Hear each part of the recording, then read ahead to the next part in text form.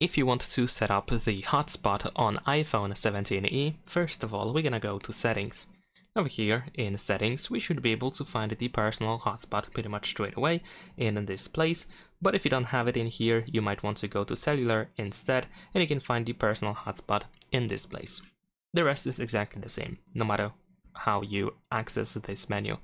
Now, to set it up, you just have to tap on the Wi-Fi password in here, which you can of course customize if you want to. And once it is set up, you can tap on this check in the upper right corner, and then in order to enable the hotspot, you can tap on this switcher over here, allow others to join. Here below we can find some instructions on how other devices can connect to your hotspot, and most likely they want to do that via Wi-Fi, so they just have to go to the Wi-Fi settings and they should be able to find your iPhone, and then they just have to enter the Wi-Fi password.